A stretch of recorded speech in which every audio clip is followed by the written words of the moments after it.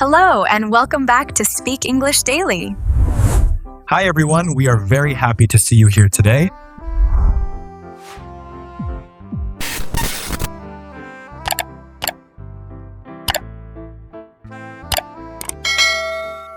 Hey everyone, welcome back to the podcast.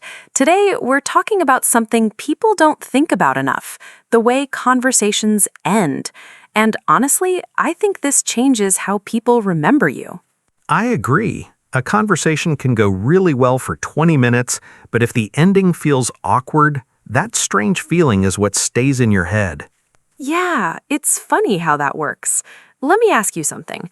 When you think about a conversation you had with someone, do you usually remember how it started or how it ended? Definitely how it ended. I mean, first impressions matter too, but endings have a different kind of power. They leave the final emotional mark. That's true.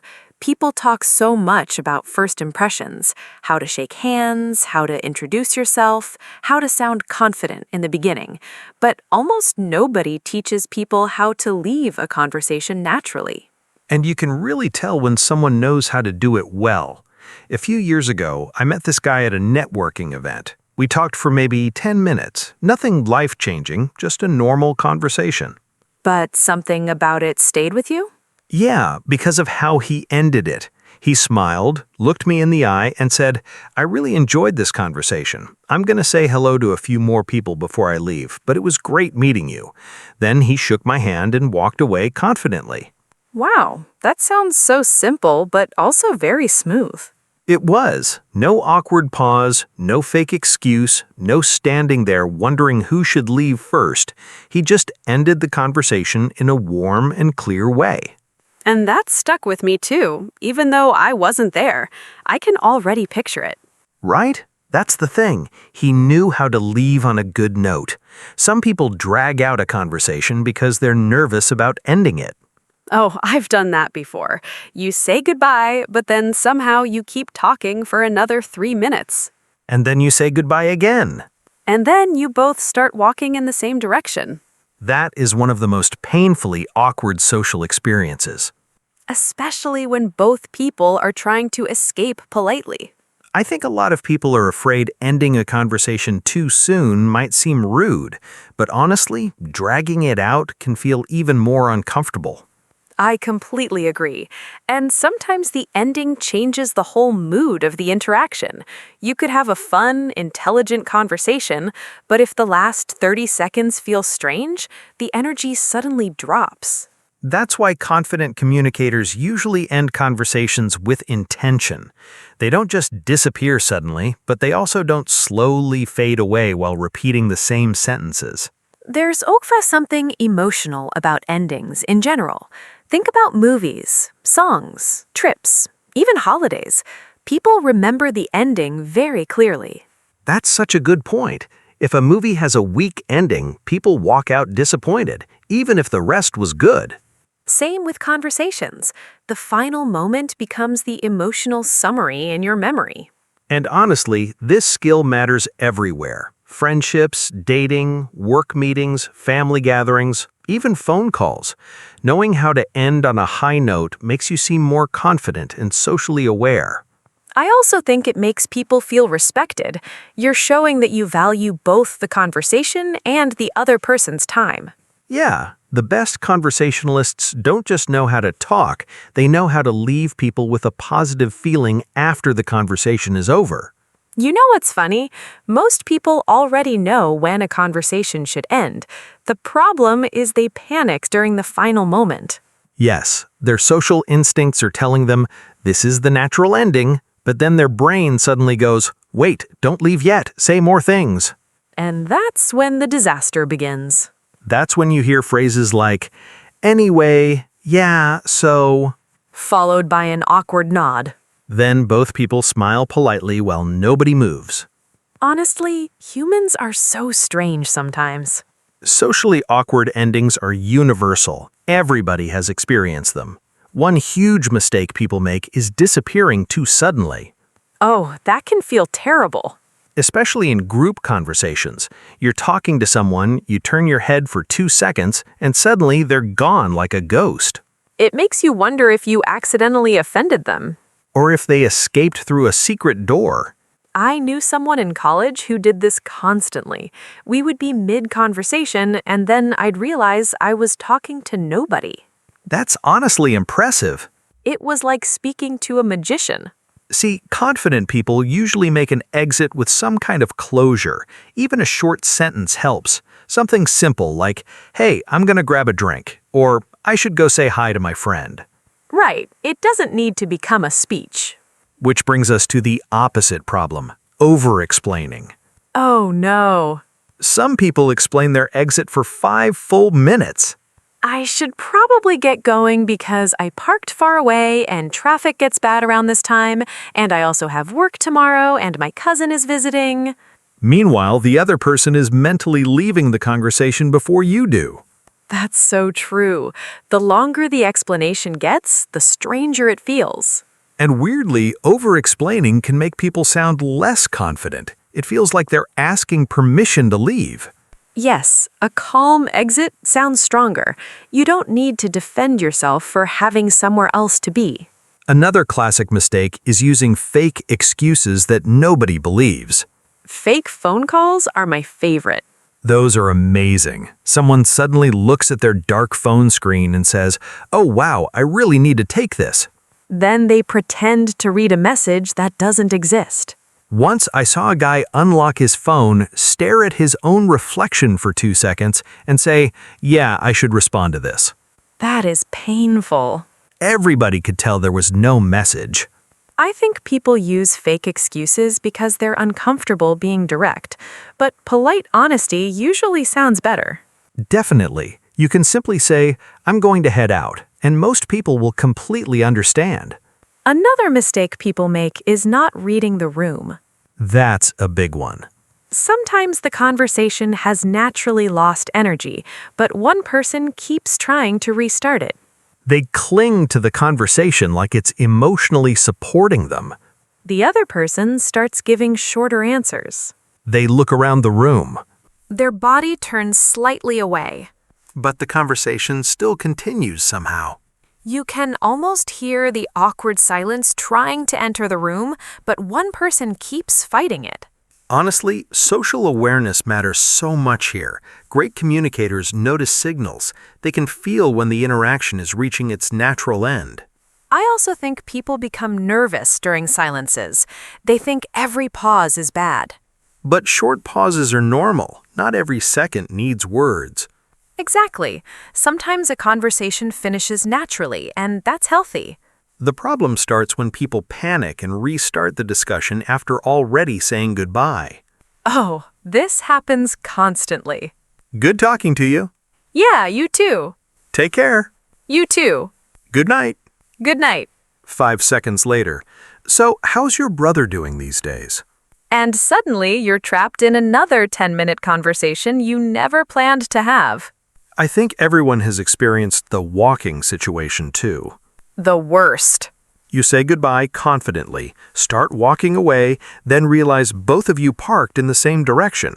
So now you're walking side by side in silence like confused coworkers in a low-budget comedy film. And nobody knows whether to continue talking or pretend the goodbye never happened. Social skills become very complicated very quickly. But honestly, most of these problems happen because people focus too much on themselves. They become hyper-aware of their own nervousness instead of paying attention to the flow of the interaction. That's such a good point. When you focus on making the other person feel comfortable, conversations usually become smoother. And endings become smoother too. You stop trying to perform perfectly and you start responding naturally to the moment. You know, after talking about all those awkward mistakes, I think people listening might be wondering, so what does a confident ending actually sound like? Honestly, it's usually much simpler than people expect. That surprised me when I first started paying attention to socially confident people. They don't use complicated language. Not at all. In fact, confident people tend to be more direct, warm but direct. That combination matters a lot. Yeah, some people are direct but cold. Others are warm but unclear. The sweet spot is being both. So instead of giving a long explanation, they say something short and natural. Right, something like, I'm gonna go grab some food, but it was great talking with you. Clean, friendly, easy. And notice something important there. The person acknowledges the conversation before leaving. That's huge. People want to feel appreciated. Exactly. A sentence like, it was great talking with you, sounds small, but emotionally it leaves people with a positive feeling. It closes the interaction smoothly instead of cutting it off suddenly. And tone matters too. You can say the perfect words with nervous energy and still make it awkward. That's true. People hear your confidence through your voice. Also through body language, confident exits usually happen while the person is already preparing to leave naturally. Instead of freezing in place. Yes, socially confident people often lean back slightly, smile, or shift their posture before ending the conversation. The body starts communicating before the words do. That makes the exit feel more natural and less shocking. Let's do some examples because I think role plays help a lot. Good idea. Imagine we're at a party. We've been talking for maybe 8 minutes. Okay. You start. So yeah, that's why I moved to Chicago. I wanted a completely different environment. That makes sense. Big cities really change people. They do. It was stressful at first, though. I can imagine. Well, I'm going to say hi to a few more people before the night ends, but it was great talking with you. Yeah, you too. I'm glad we met. See? Short, friendly, no panic. And you gave a reason for leaving without sounding guilty about it. Now let's compare that to an awkward version. Oh no. Yeah, so I don't know where my friend is, and I should probably find him because maybe he's looking for me, and also I've been standing here a while. At that point, I want to leave the conversation for you. Exactly. Let's do a work example, because professional situations are important too. Definitely. Okay, we just finished discussing a project at work. Go for it.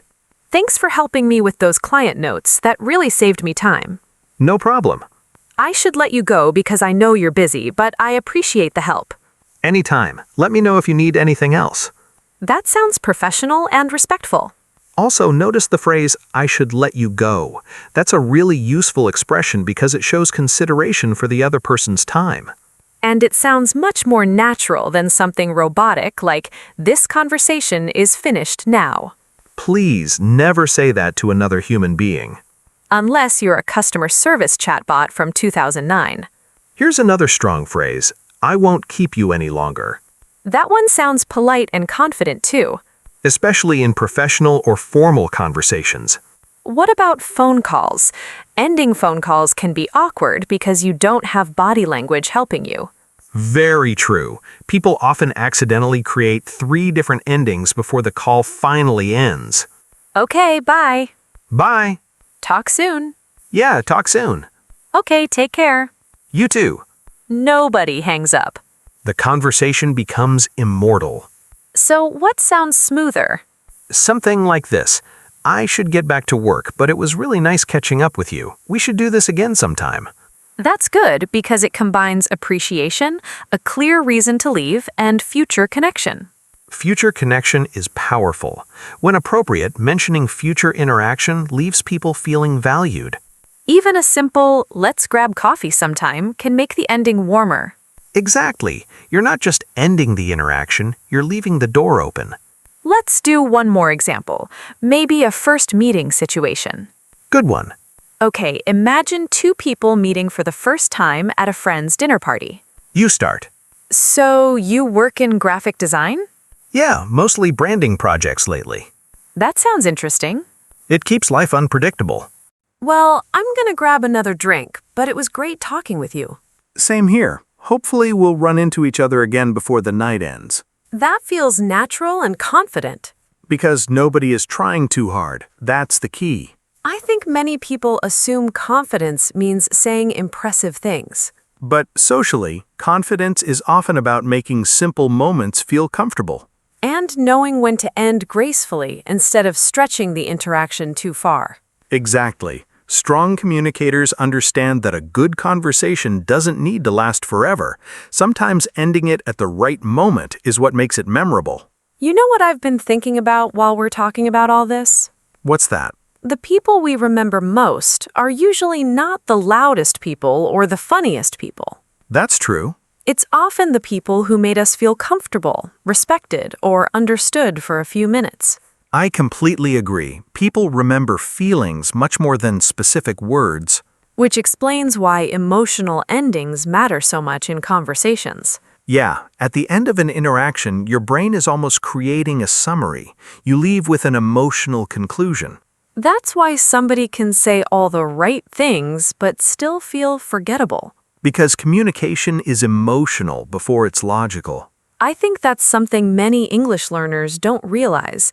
They focus heavily on grammar and vocabulary, which are important, of course, but social connection goes deeper than language accuracy.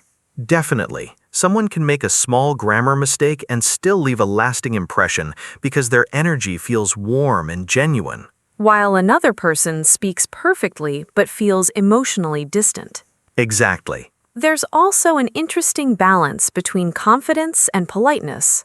Yeah, because people sometimes confuse confidence with dominance. Or with being overly smooth and charismatic all the time. But real confidence usually feels calm. It doesn't pressure people.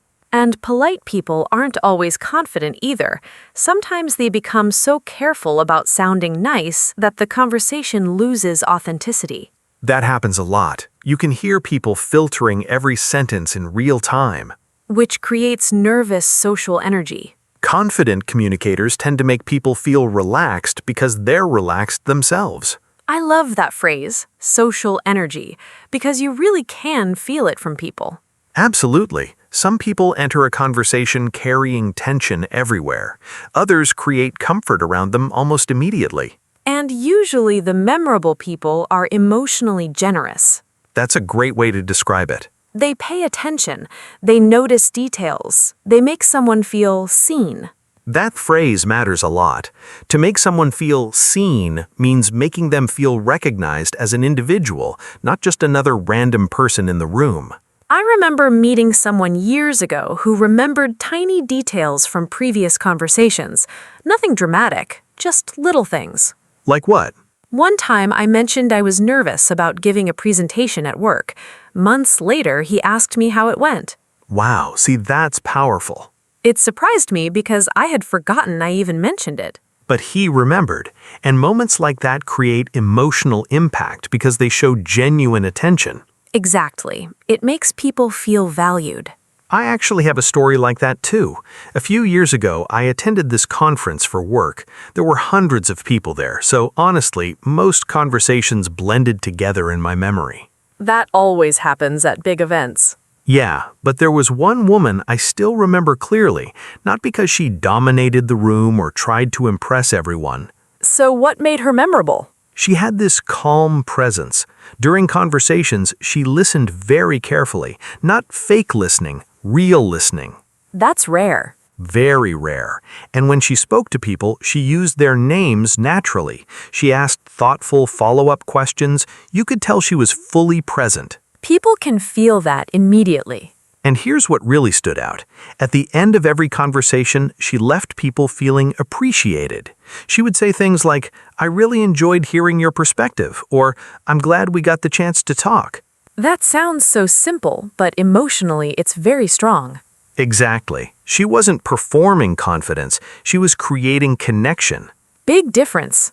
I watched her interact with maybe 20 different people that night, and everybody seemed happier after talking with her. That's actually such a powerful social skill. It really is, and honestly, I think many people underestimate genuine compliments too. True. Genuine compliments are memorable because most people are used to shallow conversations. But the key word is genuine. Yes, people can feel fake compliments immediately. If someone says compliments only to appear charming, it creates distrust instead of connection. But sincere observations feel different, like telling someone, "You explain ideas really clearly," or "I like your calm energy."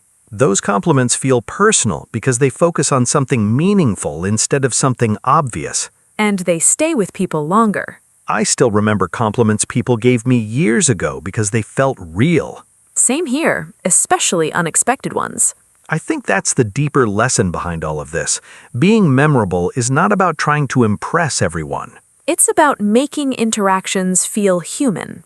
Exactly. People rarely remember perfect wording. They remember how comfortable, interesting, respected, or understood they felt after talking with you. Which means the ending of a conversation is almost like the emotional signature you leave behind.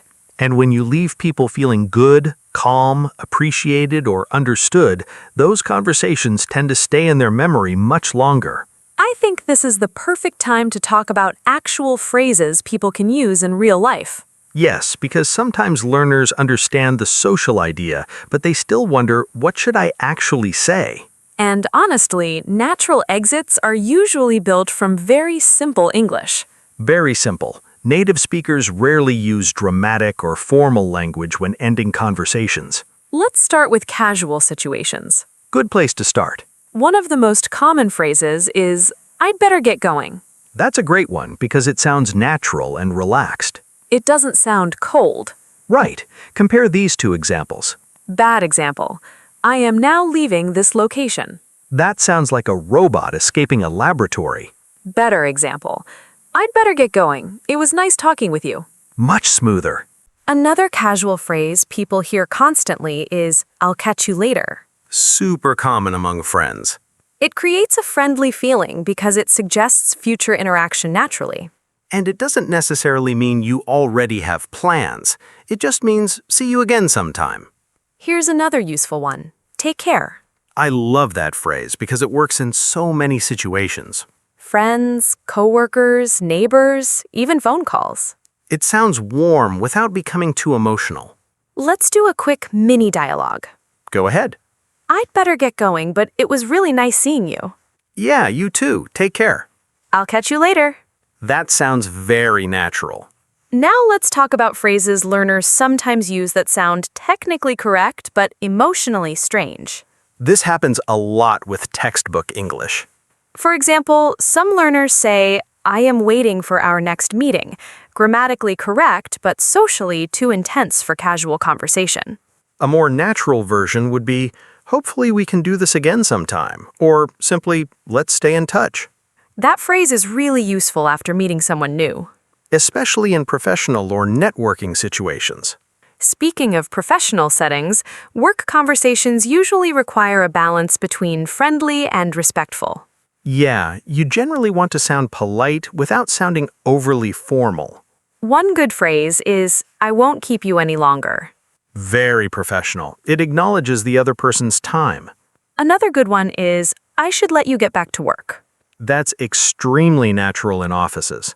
Let's compare another bad example with a better one. Perfect. Bad example. "Our discussion has officially ended." Again with the robot energy. Better example. "Thanks for your time. I should let you get back to work." Much more human. Also, short exits usually sound more confident than long exits. Definitely. If your goodbye becomes a full speech, the interaction starts feeling uncomfortable. You don't need 6 explanations and a weather report before leaving. I have to go because my train leaves in 32 minutes and I still need coffee and my cousin texted me. Meanwhile, the other person is slowly aging. Another area people struggle with is phone calls. Especially because there's no body language helping the conversation end naturally. One phrase that sounds very smooth is, "I should let you go." I use that one constantly. It's polite because it shows awareness that the other person may be busy. Here's a natural phone ending. Go for it. "It was really nice catching up with you, but I should let you go." No problem. Let's talk again soon. Definitely. Take care. Clean and natural. Compare that with this awkward version. I'm ready. So, yeah, anyway, Dangerous beginning already? I do not desire to continue occupying your time through this communication device. That sounds like a historical document from the future. One more phrase I think people should learn is "have a good one." Very common in American English. Casual, friendly, easy to use. You'll hear it in stores, offices, cafes, everywhere. I think what makes all these phrases effective is that they sound emotionally relaxed. Exactly. Natural conversation endings are less about impressive vocabulary and more about tone, timing, and comfort. And honestly, once people stop overthinking every word, these phrases start feeling automatic. Which is when conversations become much more enjoyable for everyone involved. You know, after this whole conversation, I think the biggest takeaway is that good communication is not only about starting strong, it's also about knowing how to leave people with a positive feeling. Definitely. And the nice thing is that this skill is learnable. Nobody is born knowing how to end conversations smoothly. That's true. Most socially confident people became better through experience, observation, and practice. And honestly, small social skills create big opportunities over time. Absolutely. One warm interaction can lead to friendships, job opportunities, business connections, or simply a better day for someone. People underestimate how powerful everyday conversations can be. So this week, I want everyone listening to pay attention to conversation endings. That's a great challenge. Notice how people leave conversations. Notice what feels natural and what feels awkward. And most importantly, notice how certain people make others feel before they leave. Because once you start observing this, you realize that strong communicators are usually very intentional with emotional energy. They don't try to sound perfect. They try to make people feel comfortable. And I think that takes pressure away from English learners, too. Completely. You do not need advanced vocabulary to connect with people. Warmth, attention, confidence, and sincerity matter much more than trying to sound impressive all the time. Also, don't be afraid of simple endings. Yes, some of the best conversation exits are short, calm, and genuine. It was great talking with you. Take care. Let's stay in touch. Those little phrases sound simple, but emotionally, they leave a strong impact when they're sincere. And remember, confidence does not mean becoming someone else. It means becoming more comfortable being yourself around other people. I really like that. Me too. Thanks for spending this time with us today, everyone. We hope this episode helps you feel more relaxed and natural in your conversations. And remember this. People may forget many of the words from a conversation, but they rarely forget how you made them feel after it ended.